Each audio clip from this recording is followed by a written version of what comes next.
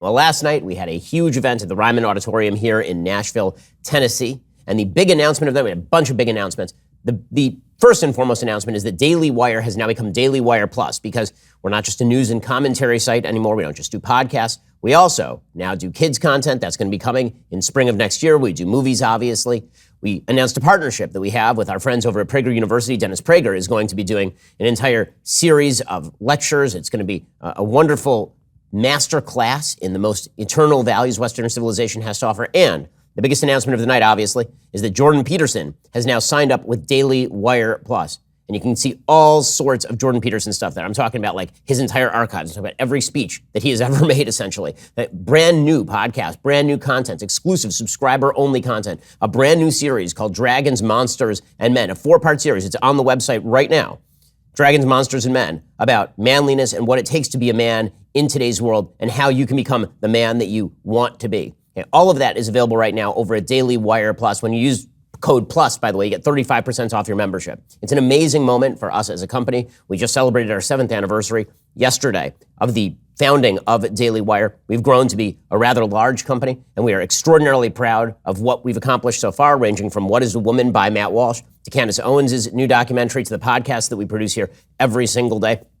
But this is a step in an entirely new direction, and honestly, I'm ecstatic to be associated with Jordan Peterson. I've known Jordan for years at this point, going all the way back to when we met at a conference in Canada, and he was recommending me books by Jung, and Jordan and I have become close friends, and I'm more than excited to have Jordan aboard. Now, the reason that I mention this is not just because you should go subscribe today and become a member over at Daily Wire Plus. You should. I mean, you should take your money away from places like Disney Plus that hate your values and give it to places that don't hate your values so we can produce the content that you want to see and get that content out to millions more people. It's not just because of that. It's because Jordan is a perfect example of a person who has now been basically thrown out of the room by the progressive left for the crime of observing reality. And that group is growing ever larger. That group isn't relegated to Jordan Peterson, obviously. It's not relegated to people who consider themselves conservative. And Jordan, I'm not sure, considers himself a conservative. And there are just too many people who have now been cast out into the wilderness. I'm talking about people ranging from Neil Ferguson to Barry Weiss. I'm talking about people ranging from Bill Maher to Joe Rogan, right? There are all sorts of people who are being thrown out of the common conversation because the left has decided that it alone will dictate the terms of the conversation. The best example of this was just yesterday, just before the announcement by Daily Wire that we were switching to Daily Wire Plus and that Jordan will be joining us here at Daily Wire Plus again. Super excited, man. I'm just pumped, really pumped about it. Right before that, literally just hours before that, Jordan found out that he had been barred from Twitter. Now, why would Jordan Peterson be barred from Twitter? After all, you're talking about one of the most popular authors and speakers and lecturers and psychologists on planet Earth. Okay, Jordan is not just famous in the United States, he's Canadian. He's famous internationally. He's famous in Canada, he's famous throughout Europe. He does a lecture tour that, frankly, would exhaust any other human being. And yet now, he has been barred from tweeting. What was his great sin? His great sin is that he tweeted out about Elliot Page, quote, "Remember when pride was a sin? And Ellen Page just had her breasts removed by a criminal physician." Now, he tweeted that out on June 22nd. It is now June 30th. So they waited for over a week to ban Jordan for that tweet. There's literally no way to express the thought that Elliot Page is a biological woman who was named Ellen Page when she had her breasts removed by a surgeon who somehow thinks that this makes Ellen Page into a man named Elliot Page. There's no way to express that thought other than the way that Jordan expressed it. Let me read the thought again. Okay, he said, Ellen Page just had her breasts removed by a criminal physician. That is factually true. She is a biological female. She had her breasts removed. Her name was Ellen. It is now Elliot because she changed it. Okay, but now we are expected to not see the evidence of our own eyes. And if we see the evidence of our own eyes, we are expected to be thrown out into the cornfield somewhere. I remember when the whole Ellen Elliot Page, the news broke that she had decided that she was no longer a lesbian woman. She started off as a straight woman, then she was a bisexual woman, then she was a lesbian woman, and now she's a transgender man who likes women, I assume. The evolution of Ellen into Elliot when she, because I only use biological pronouns on the show because those are the only ones that actually carry actual content as to information that you would need to know in the real world. When Elliot Page, I'll call her by her new name, when Elliot Page decided that Elliot Page was no longer Ellen, but was now Elliot. When that happened, just as when Ron Artest called himself Meta World Peace, you can change your name legally, you can't change your sex, that's ridiculous. When Ellen Page became Elliot Page, the media ran headlines like, Elliot Page, star of Juno, says he is transgender man. It was completely self-contradictory. There was no way to garner any sort of valuable information from a headline like that. There's just no way to do it because there is no star of Juno named Elliot Page. When I first read the headline, I remember thinking, was Ellen Page's brother in that movie? But now we've got to retcon everything. The left insists that we violate the boundaries of logic, that we violate the boundaries of biology, that we violate the boundaries of morality, that, for God's sake, we violate the boundaries of physics and go back in time. There was never a person named Ellen Page. It was all in your imagination. There was no star of a movie called Inception with Ellen Page. If you don't remember properly, that was actually Elliot Page, and he was in a gay relationship with Joseph Gordon-Levitt. I know you missed all that subtext because it wasn't there, but that's just the way things work now. And if you observe that that is not the case, they will unperson you on places like Twitter. They will delete you. They will attempt to silence you. This is why institutions like Daily Wire Plus exist. It's why we do what we do. Because all of the major institutions of our society, all the cultural centers of our society, decide what that Overton window looks like. And they are gradually narrowing it. And they don't want you to be part of the conversation. They don't want you to be part of the dialogue. Now here, I have conversations with pretty much everyone on pretty much every issue. I've had transgender women on my show, like Blair White. I've talked to people who have detransitioned on this show. I've talked to people who are advocates of using pronouns and people who are not advocates of using pronouns. I've talked to people who are far left. I've talked to people who are far right. I'll do that sort of thing because I think that the dialogue ought to be fairly broad. I'm not saying I'll talk to anybody on the show because no one would talk to anybody on the show. But if we are going to have a free exchange of ideas, the limits of the Overton window, the limits of acceptable discourse, have to be rather broad. The left doesn't believe that because fundamentally, as Jordan observed last night on stage at the Ryman, the left doesn't believe in free speech. They believe that free speech, the principle, does not exist. Underneath that is a power dynamic, and the power dynamic suggests that if you're allowed to talk, then you will dominate, and so we have to shut you up. It's important that we shut you up. Dialogue is a lie. The only thing that really matters is the compulsory power of whatever institution is in charge. And that's what you see at places like Twitter, which will just randomly silence somebody a week after they tweet something without any real excuse. They accused Jordan of, quote, promoting violence against, threatening, or harassing other people on the basis of race, ethnicity, national origin, sexual orientation, gender identity, religious affiliation, age, disability, or serious disease. This is what they accused Jordan of, and then banned him from Twitter. Meanwhile, this movement, this broad ideological movement, is pushing transition of children, which is pagan sacrifice of children to the god Molech. That is all that is. When you are talking about transitioning small children, socially transitioning 4, 5, 6-year-olds, to the celebration of some weak need, even on the right. When you are talking about that as fundamental American government policy, we have left the realm of reality behind. We have left the realm of decency behind.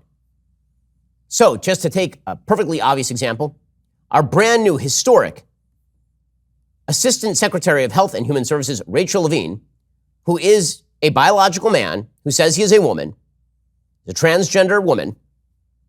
Levine was speaking at a DNC Pride Month event on Friday and said the following, quote, gender-affirming care is life-saving, medically necessary, age-appropriate, and a critical tool for healthcare providers. This is amazing. Take a listen. Gender-affirming care is life-saving, medically necessary, age-appropriate, and a critical tool for healthcare providers. As a pediatrician, when it comes to making sure kids are healthy and happy, I know how important care that affirms someone's true identity can be. This is an amazing thing. So you have the actual federal government of the United States, the most powerful government on the planet, having a man who believes he is a woman explain that it is deeply necessary for small children to have quote-unquote gender-affirming care. The euphemism of gender-affirming care, by the way, means that you are supposed to take a 4 or a 5-year-old who says that they are a member of the opposite sex and immediately start to social transition them. You're not supposed to say, you might be confused about sex and your sex because that's kind of normal in small kids, because confusion is normal in small kids, but you're a boy, right? You might say you're a girl, you're not, you're a boy.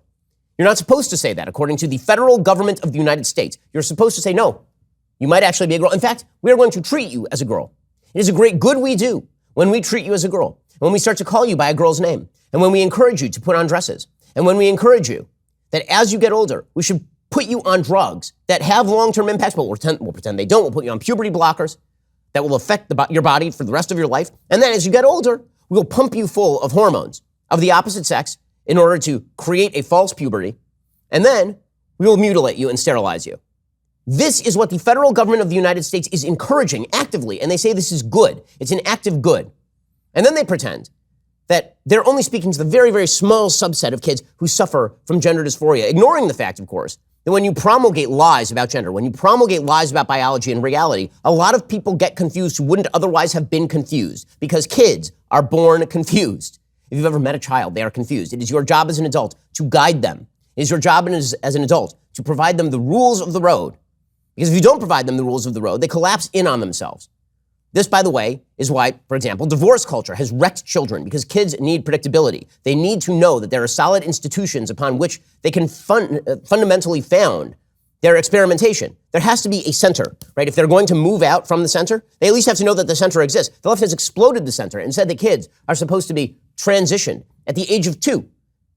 I mean, there's an honest-to-God segment on Fox News. We talked about it at length just a couple of weeks ago, celebrating a family that transitioned their daughter into a son and said that she was exhibiting signs that she was a boy before she could talk. And this was being celebrated in the mainstream media by the institutions.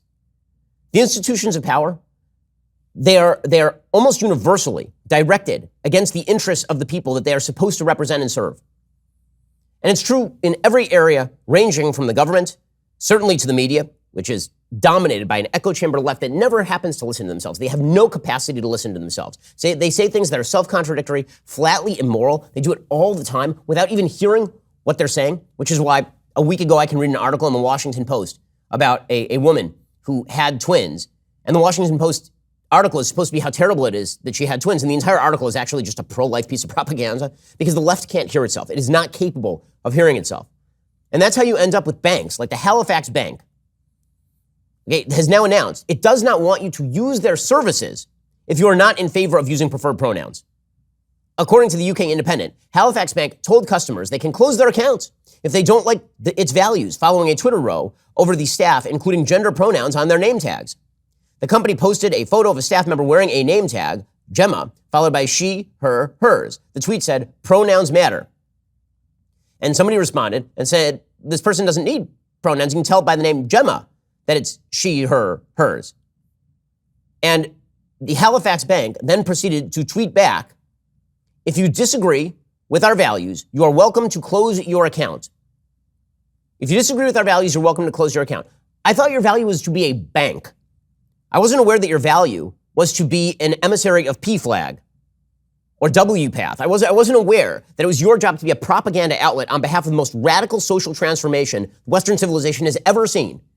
Okay, that is not an exaggeration. When you obliterate sex as a category, when you say it is not only not important, that sex is a biological imposition on the real you, that is the most radical move Western civilization has ever made. You're taking the fundamental basis of all procreation among all mammals, and you are saying not only it doesn't matter, but it's an active bad. And now you have banks promoting it. Banks. Their job is to lend you money, to give you a mortgage. And now they are promoting, and if you disagree with the value, well, then maybe you shouldn't have a bank account. And by the way, it's a pretty short step from maybe you shouldn't bank here to maybe you shouldn't bank at all.